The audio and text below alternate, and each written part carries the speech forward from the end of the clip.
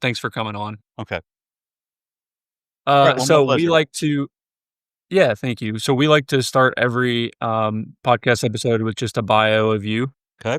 So I'll go ahead and read it, and then after I read it, if you want to add any more color to it, we know bios are black and white. Feel free to add anything you want to.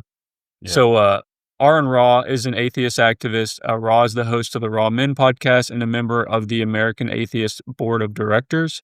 You have previously served as the president of the Atheist Alliance of America and ran as a Texas Democratic Party candidate for the Texas District 2 Senate seat. And you have also written 2 books, The Foundational Falsehoods of Creationism and We're All Apes. Correct. Anything I missed on there? Any color you want to add? No, I think you covered it. Okay. I mean, maybe Gotcha. it might be important that I've got like 325 or somewhere upwards of that. 325,000 subscribers on my YouTube channel. Yeah, huge YouTube channel. I was looking at some of your content. Actually, I'd love to ask you. So I was looking at your YouTube shorts earlier this week. Saw a lot of snakes on there. How did you get interested in snakes? And do you have a lot of them as pets? I've always been interested in reptiles in general. I mean, I've had a lot of lizards, and I when my family would go on a picnic or something down by the creek where we lived, I mean, it was just always a mess of snakes. And I remember being like 8 or 10 years old, and I'd come back to the camp, and I've just got hands full of snakes, different ones, different species and such. And right now, I think I've got close to 60 snakes in the house at the moment. 60? Yeah. I've got 1, 2, 3, 4. I've got 4 of them right here. Wow. So, yeah. Now, I don't know much about how to contain snakes. Are they all in separate, individual spaces, or do they any of them are largely cannibalistic, so it's not good to keep snakes in the same. I mean, you can like garter snakes you can do that with, but most of and pythons and boas sometimes will get along, but in colubrids generally no, because they will just eat each other. Wow. Are any of your snakes venomous? I have one that is mild. Well, one of mine is mildly venomous. My wife has some hog nose. Those are like bee sting level. Mine would be too, except it's a lot bigger. So close to 7 feet, but not aggressive. Super sweetheart. Children can pet her and everything. It's nice. Wow. And if you don't mind, have any vipers, because vipers are assholes. So. Are they? I could see having elapids, but which is like the cobras and bush adders and stuff like that. But I really want to. I like to handle them. I like to coddle them and just baby them and that sort of thing. And it's hard to do with something that it just needs one bad day to end your life. Mm. So yeah. Makes sense to me. I'm terrified of snakes, so makes sense. I'd be scared. So I have a lot of things I want to dive into. Took a lot of notes and have a lot of questions. I guess to start, could you kind of walk us through like just a brief life story, like, where you grew up? Obviously you're a big atheist activist now. Just kind of walk us through like a little brief story of your life and then how you came into atheism. Did you grow up with atheist parents?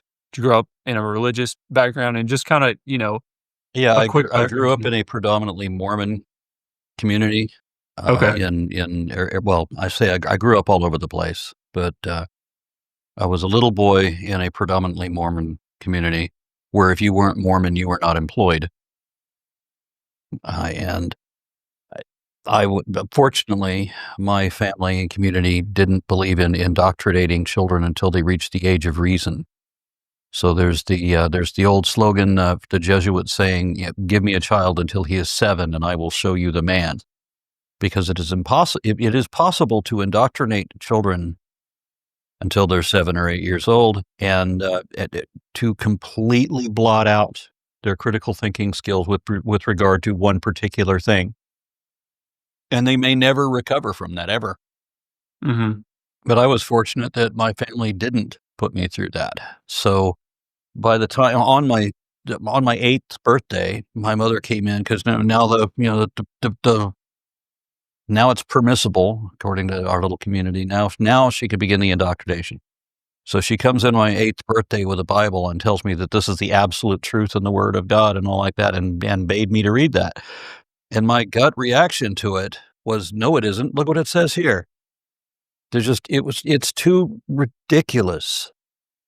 And I have such trouble. Was never a creationist. I mean, clearly the Bible, straight up wrong, just back to front. I believed that there was a God for a while. I believed that there was a Jesus and all of that because everybody believed that, just everybody. But I had already, by the time I was in 2nd grade, I'd already seen cladograms in my dinosaur books and stuff. I knew how animals were related to each other. I knew that if there is a God, if Christianity is the true religion, creationism is still false. The Bible is still full of shit that never happened. You know, the Tower of Babel, the global flood of Noah's Ark. I mean, Adam and Eve is clearly a metaphoric, literal fairy tale. Magically enchanted fruits that are obviously metaphorical. They're not, you can't make a pie out of these fruits. They're not trees made out of wood. This is, every time the Bible mentions the fruit of, it's talking about the choices made or actions taken. It's the result of is what the fruit of is. Only in Genesis do they take it to be literal fruit. You know, and these are not species of trees. These are symbols of trees. This is the tree of knowledge of good and evil. So if you eat of the fruit of the tree, if you partake of, if you take the path to knowledge of good and evil, then you can't be.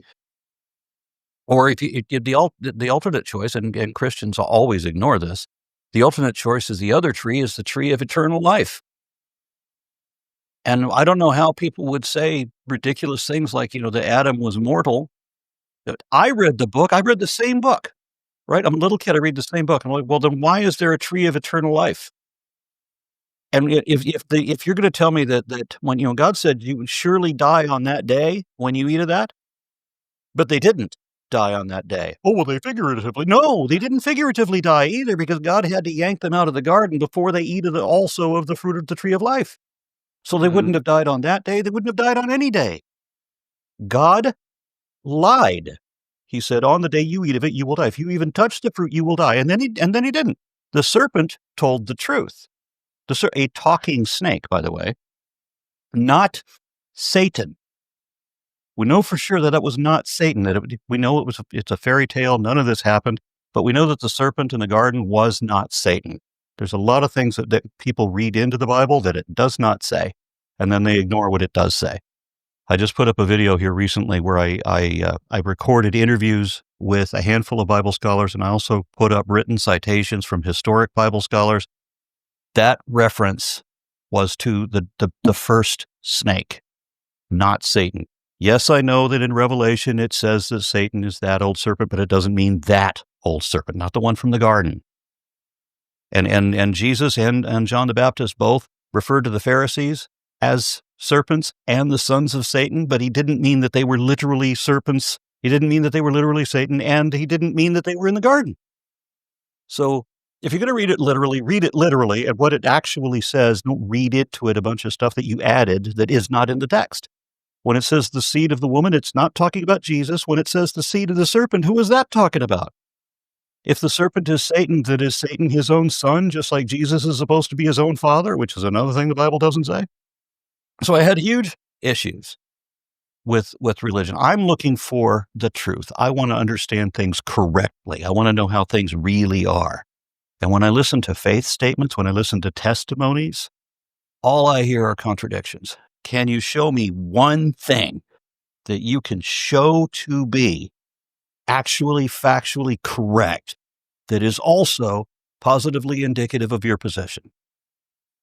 And people will admit that, when we're talking about God, well, I can't show you God. But then they'll tell me there's no evolution. Oh, okay, well, if we're going to talk about evolution, I can show you evolution. I really can. So let's go through the steps of it. Let's find out what we're talking about. Let's look at the data. No, they Believers scurry from that challenge like cockroaches when you turn on the kitchen light. They want to make believe what they know is not evidently true. And it is literally pitiful that people will have an emotional need to believe something that is not evidently true. Whereas I can't even conceive of wanting to be convinced of something that I can't show is true. If there's no truth, having no reason to believe something is a really good reason not to believe it. But then I also have good reasons not to believe on top of that. One of the things, apologists, religious apologists, professional liars. As a matter of course, it is not possible to defend a religious extremist creationist position, for example. It is not possible to do that without having to knowingly lie. I don't understand how you can hold a position where you know that that your absolute truth requires you to lie in its defense. And I don't understand how believers don't see that. How they've been cautioned that you must believe this no matter what. And that if anybody tries to reason with you, well, then they're the devil. So I guess I'm the serpent. Makes sense that I have snakes. So at what age so it sounds like you grew up kind of in that Mormon community, and then even from a young age kind of saw it and were like, this isn't exactly making sense. What age did you officially walk away? When we lived in a Mormon community where everybody's Mormon, then it's fine that you're Mormon. But when we moved to Los Angeles, then where not everybody's Mormon, where there's a whole hell of a lot of people who are not Mormon, then I got to understand that when someone asks you, what religion are you? If they care what religion you are, then you're not going to be able to be friends with that person, because they're making judgments based on belief systems. I don't even have a belief system. I would always answer, well, my family is Mormon, and I think there's a pretty obvious comma there, and the next word is probably going to be the word but I never get that far, because these people will then tell me what ridiculous things Mormons believe. And Mormons do believe ridiculous things, but not these ridiculous things, not the things they're telling me that my family believes. So I would be standing outside of my house and say, hey, you want to go inside and tell my mom that she believes this? Because I bet she doesn't. She believes a lot of whacked out crap, and so do you. But she doesn't believe the things that you say she does. Yeah. So what I noticed is just, it really is, when you're arguing evolution versus creationism, what I do for a living, it really does boil down to science versus religion, and a specific religious extremism. And the reason I have to say that is because virtually all of the pioneers of evolutionary theory were Christian. And I can list probably 24 current Christians who are biologists, earth and life scientists, who champion evolution still today. So it is not that you have to be a biblical literalist, bibliolater, as I put it, where you worship the Bible as God. And if you could disprove the Bible, that somehow disproves God. I'm an atheist, and I'll tell you, disproving the Bible does not disprove God. Yeah, disproving the Quran does not disprove God. But there's a whole bunch of people in the world, almost half the world, thinks that if you disprove the Quran, then you've disproved God. If Christians can understand that, then they should understand how their Bible is not. And the Bible is not the first book ever written. It wasn't written by Moses. I mean,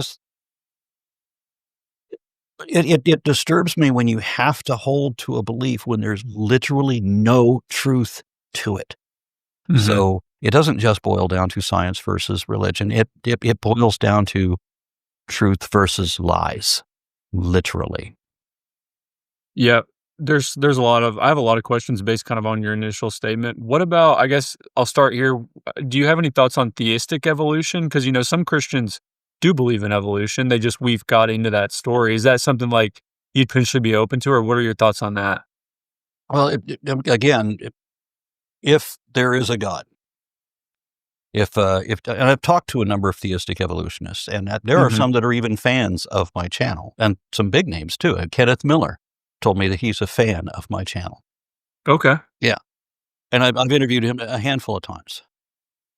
My only problem with theistic evolution is that it still supposes this thing that is not evidently true. I mean, when you're making it's the fundamental thing of when I tell you something, if I assert something to be true, it is then incumbent upon me to show the truth of it, right? You don't believe me just because I said so. And that's what religion is all about. Believe whatever I say just because I said so. And here's a challenge for you. Believe the most ridiculous things imaginable, that a man could walk on water, for example. Just believe that. Make sure you believe that, or else. Because I will visit you with horrible punishment if you don't believe exactly what I say, which means you need to do exactly what I say, because we don't care about truth. We don't care about understanding. We only care about forced conformity. We care about you behave, you obey. That's what religion is all about. That's why Islam, the word means submit. Yeah. It's all about manipulation of the masses. That's all religion is. There is literally no truth to it. And that's the only problem I have with theistic evolution. If there is a God, evolution is still real. I can still prove that evolution is the one and only explanation of biodiversity, scientific or otherwise. And that creationism is exclusively, entirely frauds, falsehoods, and fallacies over a fairy tale. That is it. That is all. There's nothing actual factually correct about that at all. And that would still be the case even if there is a God. So then we got to look at the God thing. We don't look at scriptures. Scriptures are all wrong. It's not just that the Bible is, it's not just that we know that there was never an Adam and Eve. Even Francis Collins admits that Adam and Eve are genetically impossible and do not fit the evidence. Even the theistic evolutionists, and I've spoken to many of them, understand that Genesis 1, 2, and 3, fairy tale. Nothing true about that at all. 6 and 7, fairy tale again. This is a legend at best. You know, we're basing everything on a flood that actually happened in the Euphrates River at the city of Shurapak around 2900 BC, and it washed Ziusudra's conical full of his goats or whatever into the Red Sea, where his punting stick wouldn't reach the bottom anymore. And so when he floated to shore eventually, he ended up doing a sacrifice because that's stupid. And why would a God ever want such a thing? He wouldn't. No real God would want any of that. If there really was a God, not only would the Bible be completely different, I don't think the Bible would even exist. Neither would the Quran, nor the Bhagavad Gita, nor the Adi Granth. None of it. Yeah. God would not allow thousands of different mutually exclusive and violently conflicting religions of all these people saying the absolute truth when it's all shit they don't know. Nobody. Think about this. If you really want truth, you want to make sure that your information is correct. Only accurate information has practical application. So the only value information can have is in however accurate you can show it to be. And if you can't show that it's accurate at all, then it has no value at all, which means that every sermon is worthless. As Carl Sagan put it, arguments from authority are worthless. That's religion. That's not just Christianity. That's all of them. They are all worthless. They're empty assertions of impossible absurdity. They can't show that there's any truth to it at all because there isn't. You put all the religions together, put the leaders of every religion, committees of religious leaders for every religion. They can't collectively show that there's a there, that there is even a supernatural at all. We've since concluded, I've talked to a handful of neuroscientists and so forth, and neurophilosophers, even some famous ones, and there is no support for mind-body dualism. We don't have souls. So there's no truth to any religion, and there's no thing of truth to all of them together. What about, so I was going to ask, well, two questions. I guess I'll ask this because you just talked about, neurosurgeons. What about near-death experiences? Like, have you looked into those much? I think her name was Susan Blackmore. I think that's the name. She was one of the senior researchers in near-death experiences, and she eventually came away from it realizing that after 50 years of concentrated research, they still have very few exceptions that don't have a clear explanation. So you would think that I remember when all this stuff about near-death experiences and all that came out, back in the 70s or 80s, and Mm-hmm. we would have better examples now than what they had then. And Mm-hmm. what they had then wasn't enough. After 50 years of concentrated study, what we have now is far worse. We have near-death experiences being recorded in India, and I love these because these guys, when they are declared dead or whatever, and then revived or what have you, they come back with testimonies of how they've met their gods, the Hindu gods. And they come back claiming proof of reincarnation, which, if they were correct, that would disprove Christianity. So it's whatever you were conditioned to believe. And if you weren't conditioned to believe anything, then you don't have any experience at all. So atheists, of course, come back with near-death experiences that aren't experiences because there's nothing after. Once your brain shuts off, your consciousness is a emergent aspect of your physical chemical brain. And once that shuts down, you're gone. There's not even an awareness of the passage of time. There's nothing. Gotcha. No, yeah. All right. Shifting to one of my big questions, and I'm not an evolution expert. I'm also not closed off to evolution. But one of the things that seems to be kind of like the big question that evolution has a hard time answering is consciousness. Like when did that really come into the equation?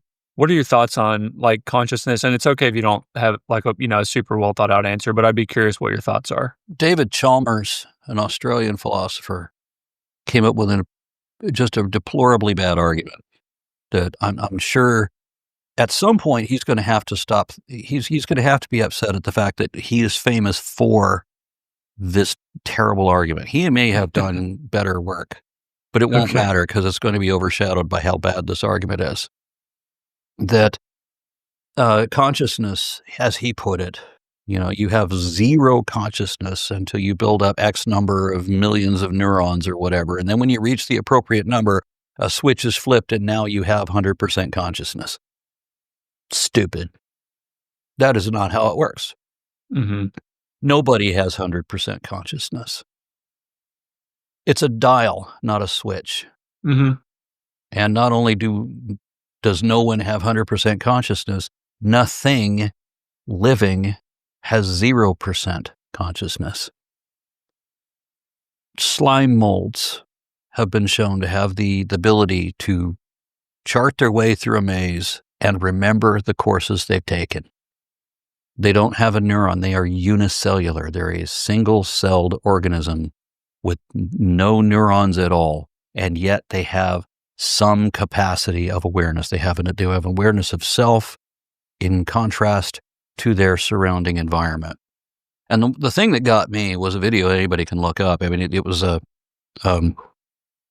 microscope recording of a pair of paramecium. And the paramecium don't have eyes. They don't have a lot of sensory apparatus. They're single-celled organisms. But they become enveloped by an amoeba. And the amoeba, of course, is going to envelop them and then dissolve them and digest them. There's a moment when the paramecium it recognizes the chemical signature of the amoeba and realizes it's in trouble, and it goes into a fight or flight mode. Desperate panic. It's too late. It's already engulfed, but it realizes too late that it needs to escape, and it violently running back and forth. And it occurs to me that paramecium doesn't have consciousness to know that it's conscious, but it knows it's being enveloped and engulfed, and it knows it's in trouble. There is a little bit of consciousness, even in a single-celled organism that doesn't have a single neuron in it. Mm-hmm. Consciousness is an emergent aspect of biology. Anything that has any kind of sensory apparatus can have consciousness. Gotcha. How would you define atheism? I noticed, or I saw a post, I think you had a post that went viral like in 2020 that said rocks are atheist. You remember that post? I just saw it as I was doing some research on you. What can you just talk a little bit about, like, the origins of that post and kind of why you think it went viral? Yeah, well, it was because nobody understood what I was saying. One, I was saying rocks collectively. There's no such thing as rocks as a rock as an individual. First off, okay. Secondly, I didn't say that they were atheists, plural. I said they were atheist, as in an adjective. Gotcha. So the rocks are without theism. So my stance on this, the reason I hold this stance is because the very first people to identify as atheist and who defined what atheism is back in the 1700s, both of them, there were two different men who didn't know each other, but they both defined atheism the same way. It was not believing in a God. Not believing, they did not define atheism as believing that there is no God or claiming that there is no God. They said they do not have a belief that there is a God. Mm-hmm. They both men made up their own different definitions for people who also hold the belief that there is no God. But the general, the superposition is that anybody, the question is yes or no. Does the subject have a belief in God? Yes equals theist, no equals atheist. Christians hate that one, and that's one of the reasons that I choose the atheist label to primarily identify, because I had been lied to. Remember, Christians, the whole religious thing, all they do is lie. So one of the lies they told me was what an atheist is. An atheist is someone who believes in nothing. Well, let's translate that into reality. Does not believe anything on faith. That doesn't mean the same thing as believes in nothing. Mm-hmm. And an atheist knows there is no God. Well, in point of fact, I am an atheist. I know that there is no God. I know that to the same degree and for the same reasons that I know there are no leprechauns. But that's because I've done a hell of a lot of study on this subject. I have argued with believers every single day for 30 years now. So I've heard all the best arguments. I've heard every argument. They're all bad. Yeah. Yeah, but they would tell me that an atheist is someone who knows that there is no God, but no, the atheist just doesn't believe. And then there's a subset of those who do not have the belief, who may also have a belief that there is no God, or who, as I put it, know that there is no God for the same reasons that we know that there's no leprechauns. And Christians, I put on the spot, do you know that there's no leprechauns? A Christian now knows what he's going to say. Oh, damn, he can't admit that he knows that there are no leprechauns. Yeah. Because if he admits that, then it justifies my claim that there is no God. Gotcha.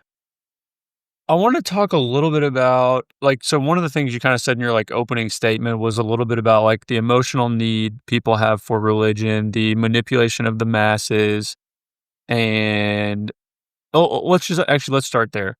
So, like, one thing I've kind of always been curious about, do you feel, I don't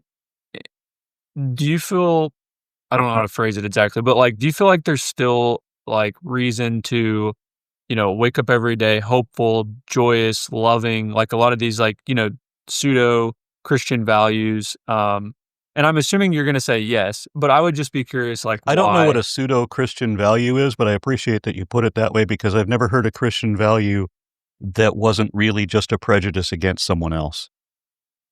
Okay, explain that. Sorry, I lost you. Family values means that you hate gays.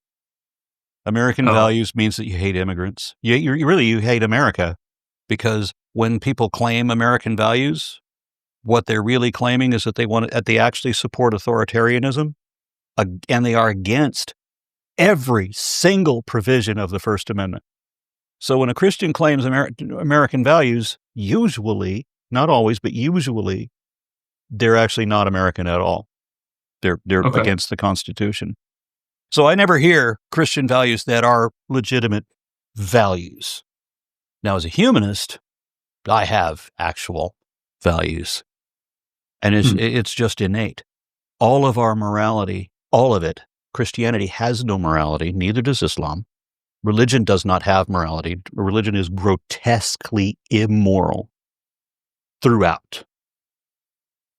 But our morality evolved along with our societies, where if you stand by your word, if you can be relied upon, if you show compassion for other people and become a defender of other people, if you use your strength not to usurp everyone else and to gain power, but if you use your strength to defend those around you, you will be admired by everyone else. You will be entrusted. You will be awarded not just riches, but maidens and so forth. People will want to marry their daughters to you and your family. I mean, this is how we end up with a society of people who have compassion for their family, friends, and fellows, and who therefore we develop a moral stance.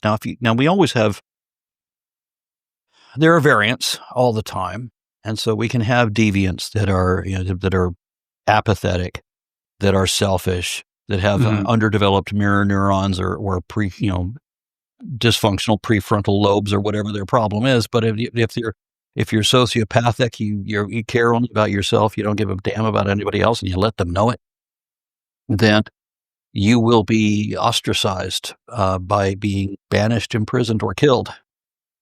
So this is how population mechanics. This is how we end up with a moral society. And one of the strengths that we had in our evolution was that there was a point when we didn't have the rapid response muscles that the number of rapid response muscles that chimpanzees and gorillas have that enable them to have such incredible strength. Instead, we had endurance, and we didn't have as yet massive brains. So there's a stage where we were weak and we were slow. We can keep going for a long time, but we're weak and we're slow. And the one thing that we had, and this has been measured with chimpanzees lack the degree of empathy that humans have. Humans care. So when in a herd of wildebeest, the dogs come in and everybody runs, or leopard or whatever the hell it is, they come in, they take the slow, the weak, the old or whatever. And everyone else heaves a sigh of relief that there's safety in numbers. At least you have a lottery where the winner is the loser and everybody else wins. But with humans, the youngest, the grandmother, whoever gets attacked by the leopard or the what have you, the whole family.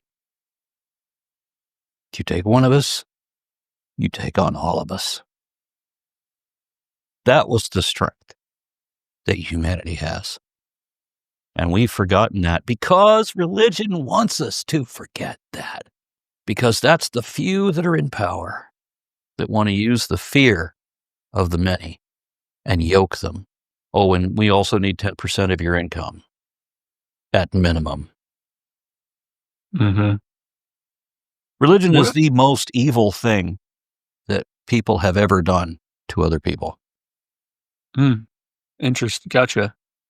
One thing you talked about was like children indoctrination. When you were sharing your story about, you said like the age of reason, which I think your mom had said was like 8 years old. When was like a fair time to start, letting a child reason for himself and giving them some of these like religious arguments. If I guess from your perspective, like what's a better way to like present a child with like critical, thinking ability and critical reasoning ability, and have them evaluate like the options? And I genuinely am asking because I don't know that I know like a good answer. Like, what would that look like in your mind? I'm really glad you asked that question. It took a different response with both of my children. Okay. When my daughter was about 7, and I didn't yet know that I was atheist, because all I knew about atheists was that they know that there's no God, right? That atheists believe in nothing. I believed the lies that I was told about what an atheist is. No, if you're not convinced that an actual deity really exists, you're not agnostic, you're atheist. My daughter, when she was 7, she asked me which is the true religion. And I said, none of them. They're all wrong, even me. And at the time, that was correct. Because at the time, I still believed there was a supernatural aspect to life. I still thought that we had souls. I still thought that the supernatural was a thing, that there was telekinesis or telepathy. I thought that there was some kind of psionic aptitude, whatever, that there was some truth to supernatural claims. So at the time when I believed that, then I said that I was wrong, and it turned out that I was wrong. She said, I don't like that answer. And I said, that's too bad. It's better answer than everybody that'll tell you that theirs is the absolute truth, because everybody who says that theirs is the absolute truth is lying. Mm-hmm. And then with my son, I knew he needed a completely different approach. He was about 5, and I was leaving him with my mother when I would go to work. And against my stern wishes, she insisted on playing him Jesus cartoons. And I know this was my mother, and that whole thing about waiting until you're 8, right? No. She's throw that out. Look what happened with me. Now she's indoctrinating from day one. So she's playing my son Jesus cartoons the whole time that I'm at work. So I come home, and my son wants to pull me aside. He wants to check down the hall. I watch him check down the hall and make sure nobody can hear what he's about to ask me. And my 5-year-old son says, Dad, how does God just make stuff? Beautiful question, isn't it? I ask Christians that all the time. How does God do anything? He just says abracadabra and poof, there it is. He speaks it out of nothing. That's what that means. Abracadabra, literally. That's the Aramaic phrase for I create as I speak. That's literally abracadabra. They always tell me they don't believe in magic. Yes, you do. Blessings are positive enchantments. Curses are negative enchantments. Yes, you believe in magic. There's magic all through the Bible. But my son asked me, how does God just make stuff? And I knew the answer he needed. He didn't. And I could see a wave of relief wash over him as the universe made sense. And the same thing happened to me. When I stopped trying to fit a God in where it did not fit, everything is perfect without one. And I think the core of the philosophy is not just that if you love truth, you want to make sure that if you say something is true, you better know that it is true. Mm-hmm. My favorite quote from Abraham Lincoln is, he says, it is an established maxim in morals that he who makes an assertion without knowing whether it is true or false is guilty of falsehood.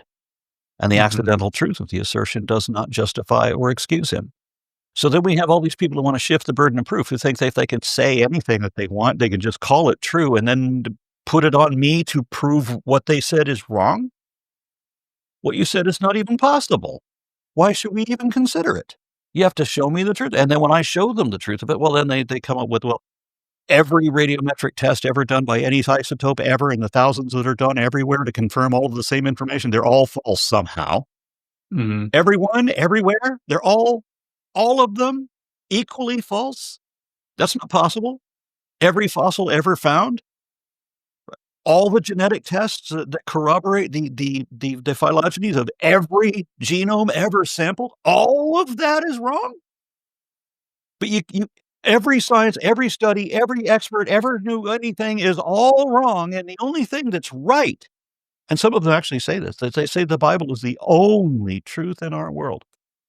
So a fairy tale that we know is false is the only truth, and every truth is a lie. That's your position. And that is the creationist position. Are your kids and wife still atheists to this day? Yes, all of them. And I didn't teach atheism to them, any of them. Gotcha. I mean, I told my daughter that every religion is wrong. She's going to have to figure out the truth for herself. Mm-hmm. And all I told my son was that he didn't, because, and I know that's a factually accurate statement. God does not say, even if there was a God, it is not that he says abracadabra and poof, there it is. It would be more like Genesis 1:24 when he says, "Let the earth bring forth the living creature after their kind." Let it happen. It's going to happen anyway. It's natural. Allow this. And even when you add to the bit about, after their kind, that's illustrative or at least implying evolutionary phylogenies. So Genesis 1:24, okay. He spoke it into being. No, that's not accurate at all. Mhm. So what I told my son, what I told my daughter, both accurate statements. I had to deal with 3 other kids slightly differently because they were being groomed by young earth creationists and filled with all kinds of stupid crap. So I had to explain things a little bit more intently to them. Things Mhm. about the speed of light, for example, and it was difficult to get through.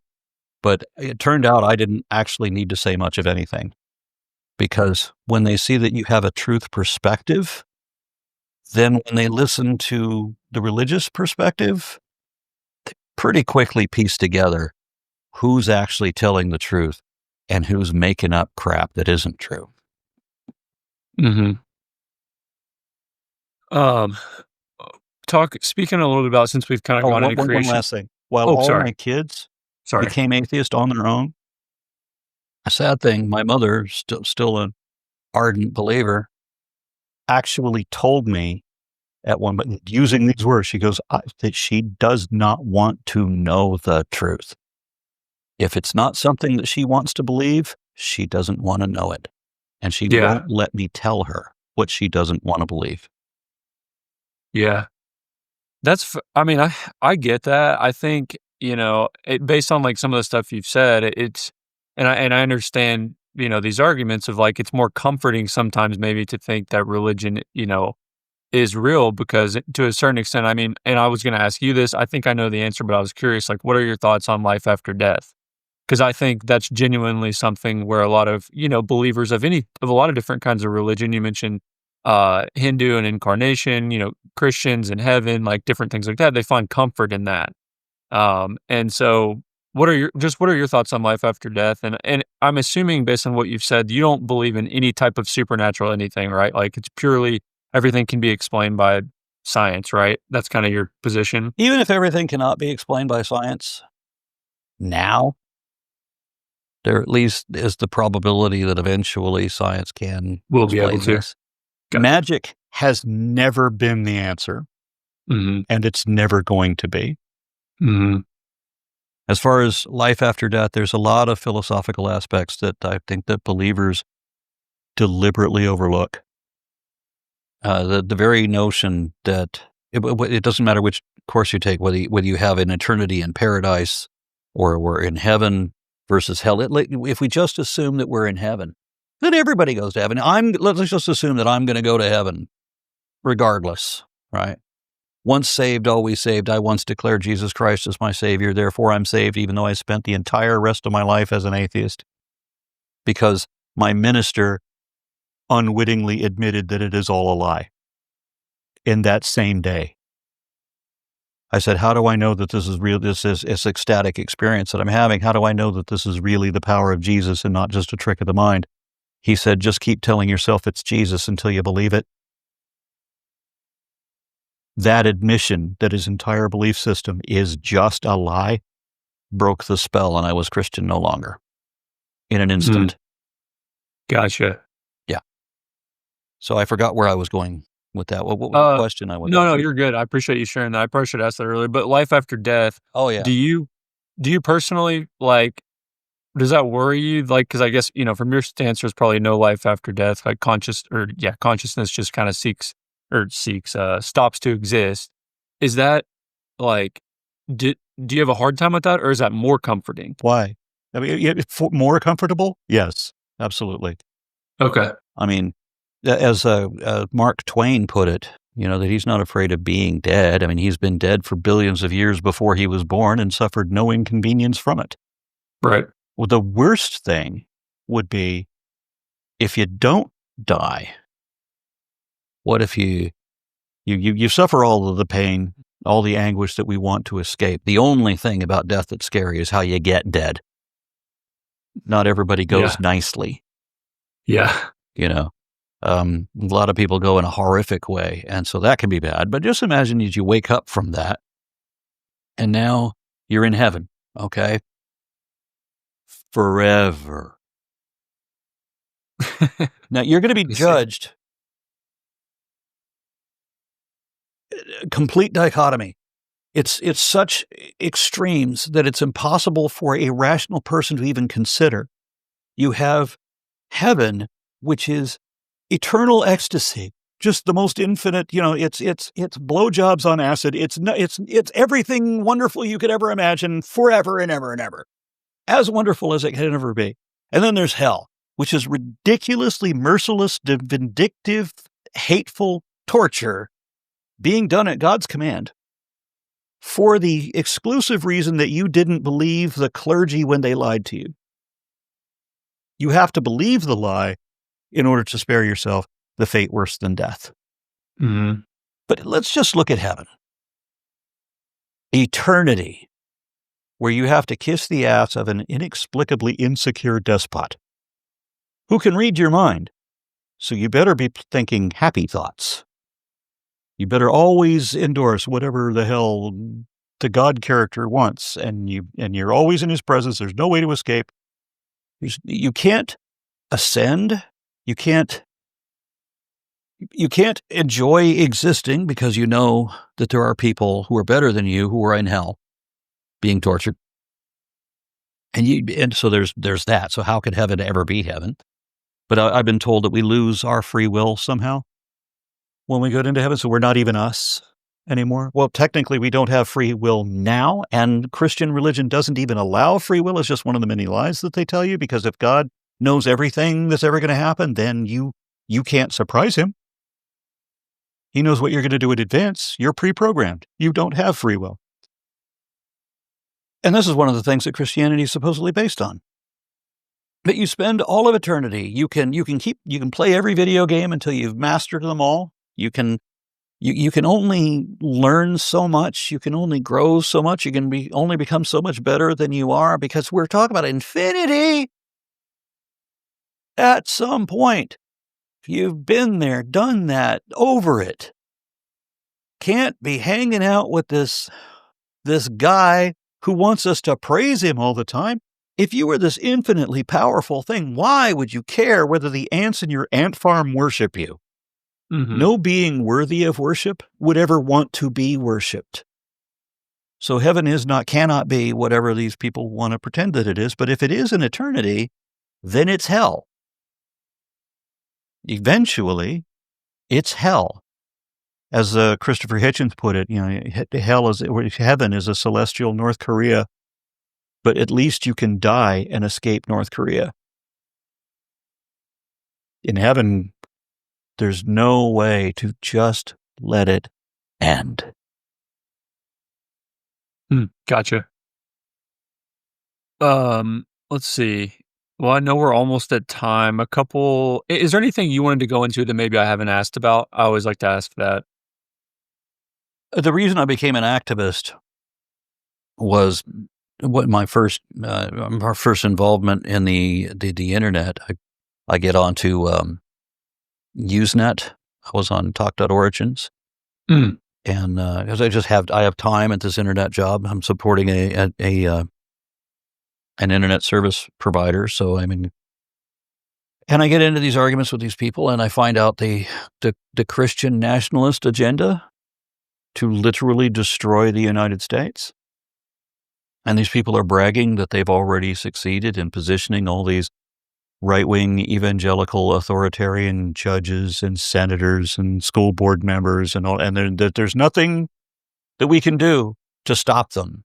That everything that we believe about the freedom of religion, the freedom of press, the freedom of speech, all that's going away, because we're going to be in a religious authoritarian autocracy or a theocracy. Because the people I was arguing with were from like Rushdoony's Chalcedon Institute, and they wanted a government that enforces Levitical law. Do you think Sharia is bad? Go back and read through the Leviticus. Could you imagine living under those rules? But that's what they wanted. And I realized I had to do something. I couldn't just have my own personal opinions.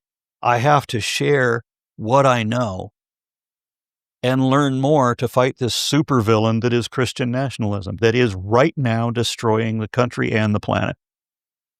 Because ultimately, the last 30 years that I put into it there have been a lot of people. I get messages almost every day. Almost every day, I get messages from somebody thanking me for something that I said or did that convinced them that their religion is not the truth that it was made out to be. And when they come out of that, I've seen studies it was Daniel Dennett and his wife were running something called the Clergy Project. This is where pastors, the people who have dedicated, I've known many ministers and missionaries and seminary students and so forth who were absolutely dedicated to the faith until they study it too deeply and realize that it's all bullshit. They can't believe it anymore. Well, there's a lot of pastors that do that. And they realize that they're now standing at the pulpit lying to their congregations because they have to, because they're 40 some odd years old and this is all they've ever done. And how can they move on to a career like selling used cars or something?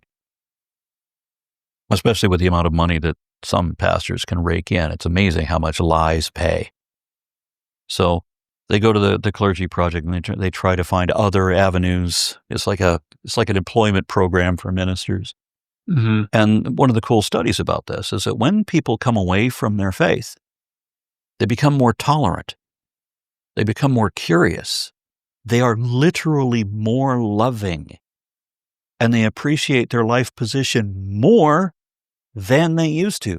You get into discussions with Christians. They are pseudo-superior. They're holier than thou. They're heavily judgmental. They hate everything and everybody. They're catty as fuck. But when they come away from the faith, now they're open to new ideas. They return to school. I can't tell you how many times. There's been several dozen times in the last few years that people have told me that they've gone back to school, that they are now studying biology or paleontology or whatever, that they've gone back for college degrees or whatever because of something I said, which is the reason that I do what I do. I still feel, however, while people tell me that I have succeeded in their lives, that I've helped them, I still feel that I have ultimately lost, because we are facing the very thing I've been fighting for 30 years to fend off. We now have the Heritage Foundation literally taking over the country. Every provision of the First Amendment has been under attack by the religious right for decades, but now they're just mowing it over. And it's not just the First Amendment. There's several others that are on the chopping block too. It is deeply disturbing how religion is entirely political and manipulative and evil. Yep, gotcha. Only other last question I have for you, kind of a fun question. What are your thoughts on aliens, if any? I wish there were some, but if you look at our history and how we celebrate chopping each other into meat, aliens would be wise to steer clear of our planet. No, that's an answer I've not heard. One of my favorite cartoons is two aliens in a flying saucer. They're looking at a cross. They're looking at crucifix with Jesus on the cross. One of the aliens says to the other one, says, "You know what we need to do? We need to get the hell out of here. That's what we need to do." Wow. Well, Aron, it's been a pleasure. We appreciate you coming on and spending an hour. Free audio post-production by alphonic.com.